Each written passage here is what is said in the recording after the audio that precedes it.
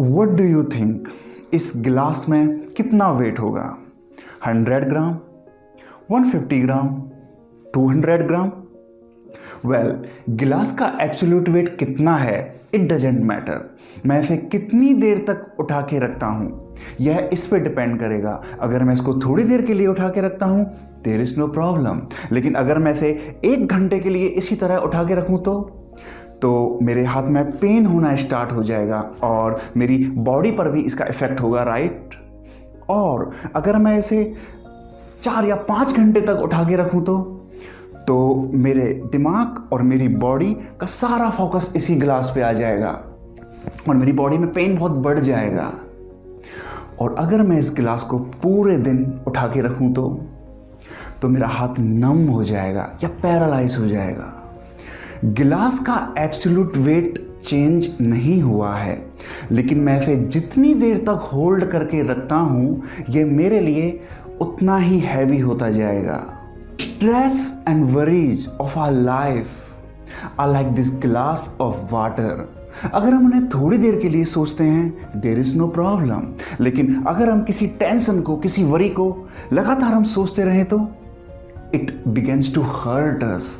और अगर हम किसी टेंशन को, स्ट्रेस को लगातार अपने माइंड में कई दिनों तक बनाए रखें या कई महीनों तक बनाए रखें तो हमारा माइंड, हमारी बॉडी का सारा फोकस उसी प्रॉब्लम पे आ जाएगा, उसी टेंशन पे आ जाएगा और हम कुछ भी काम करने के लिए इनकैपेबल हो जाएंगे। Always remember, put the glass down. The worst feature about worry is it destroys our ability to think. When we worry, our mind goes here and there and everywhere, and we lose all power of concentration, all power of decision. इसीलिए यही एक वजह है कि हम जब भी stressed होते हैं, टेंस्ड होते हैं, गुस्सा होते हैं तो हम कुछ भी डिसीजन नहीं ले पाते या हम फिर गलत ही डिसीजन लेते हैं, बिकॉज उस टाइम पे हम प्रॉब्लम ओरिएंटेड होते हैं और जब हम प्रॉब्लम ओरिएंटेड होते हैं तो हम सॉल्यूशन के बारे में सोच भी नहीं सकते। मैं आज आपसे एक पॉइंट शेयर करना चाहता हूँ और यह बात आज मैं ही नहीं कह रहा हूँ, ये मुझसे पहले, ये 5000 साल पहले कृष्ण ने गीता में कहा, इसे कुरान ने समझाया, बाइबल में इसे लिखा गया और बहुत सारे धर्म ग्रंथों ने इसी चीज़ को लिखा, बहुत सारे लीडर्स ने इसको बताया और आज भी मैं यही चीज़ आपसे मैं शेयर करना चाहता हूँ कि हमारे हाथ में रिजल्ट्स नहीं हैं, परिणाम, आउटपुट हमारे हाथ में नहीं है। हमारे हाथ में आउटपुट, रिजल्ट्स पहले भी नहीं था हमारे पास्ट में, तब भी हमारे हाथ में रिजल्ट्स नहीं था। आज भी जो आप कर रहे हैं, आप जिस ड्रीम जॉब के बारे में सोच रहे हैं या आप अगर अपने बिजनेस में अपने टारगेट्स बना रहे हैं या फिर आप किसी रिलेशनशिप के बारे में सोच रहे हैं, इनपुट देना हमारा काम है, उस पर काम करना, एक्शन लेना, उसके बारे में सोचना, ये हमारा काम है, ये हमारे हाथ में है। रिजल्ट्स हमारे हाथ में नहीं है, ये चीज़ अकॉर्डिंग टू हमारे नहीं होगी, पहले भी नहीं हुई है, अभी भी नहीं होगी और फ्यूचर में भी ये चीज़ें हमारे कंट्रोल में नहीं होंगी। लेकिन हम हमेशा स्ट्रेस रहते हैं कि पास्ट में जो हमने सोचा वो हमें नहीं मिला या फिर फ्यूचर में हमारा क्या होगा, फ्यूचर में हमें क्या मिलेगा। पास्ट में जो हमने ड्रीम जॉब सोची कि हमें अपनी जॉब करनी है, अपनी ड्रीम जॉब करनी है, हमें कुछ काम करना है, वो रिजल्ट हमारे अकॉर्डिंग नहीं मिला। जो हमने बिजनेस में टारगेट्स बनाए वो हमारे अकॉर्डिंग नहीं हुए। जो रिलेशनशिप हमने सोची कि हमारी रिलेशनशिप इस तरह होनी चाहिए, अपने पेरेंट्स से, अपनी सोसाइटी से, अपने फ्रेंड्स से, अपनी वाइफ से, अपने क्रश से, अपने हस्बैंड से, उस तरह की रिलेशनशिप हमें नहीं मिली, हमें चीज़ें हमारे अकॉर्डिंग नहीं मिली और हम स्ट्रेस होते हैं। मेरे पर्सपेक्टिव के हिसाब से आपने यूनिवर्स से क्या मांगा, आपने क्या चाहा, आपने क्या सोचा, वो इम्पोर्टेंट नहीं है। यूनिवर्स ने आपको क्या दिया, आपको क्या मिला। यूनिवर्स मैं कह रहा हूँ, यूनिवर्स से मेरा मतलब आप उसे टाइम कह सकते हैं, आप उसे किस्मत कह सकते हैं, आप उसे डेस्टिनी कह सकते हैं, आप उसे भगवान कह सकते हैं, परमात्मा कह सकते हैं।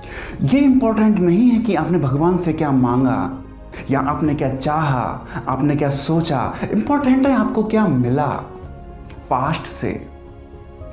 आपको जो मिला वही सच है, आपको उससे एक्सेप्ट करना है। फर्स्ट स्टेप, जो आपको मिला वही आपके पास है, क्योंकि वही सच है और वही आपके पास है। पहले आपको उससे एक्सेप्ट करना है। जब आप उसे एक्सेप्ट कर लेते हो तो आपके पास फिर दो चीज़ें बचती हैं, आपका प्रेजेंट और आपका फ्यूचर। डेल कार्नेगी अपनी बुक में लिखते हैं, the best possible way to prepare your tomorrow is concentrate all your energy, all your excitement, all your intelligence on doing today's work on superblight today. This is the only possible way you can prepare your tomorrow. I repeat, अपने कल को, अपने future को सुधारने का, उसको best बनाने का एक ही पॉसिबल वे है, एक ही तरीका है। अपनी पूरी इंटेलिजेंस, आपका दिल, आपका दिमाग, आपका एक्साइटमेंट, आपकी एनर्जी आज के काम को करने में लगाइए, आज के काम को बेस्ट बनाने में लगाइए। यही एक तरीका है कि आप अपने कल को तैयार कर सकते हैं, आप अपने कल को बेस्ट कर सकते हैं। यह बात पक्की है कि आपको जो भी मिला अब तक, वो आपको 3 चीज़ों से मिला। नंबर 1, आपकी थिंकिंग, आपका माइंडसेट, आपके दिमाग में जो हमेशा चल रहा है उससे। नंबर 2, आपके एक्शंस, आपने एक्शन क्या पुट किए, आपने किस तरह के, किस लेवल के एक्शन लिए। And number 3, luck by your side. आपको इन्हीं 3 चीज़ों पे ध्यान देना है।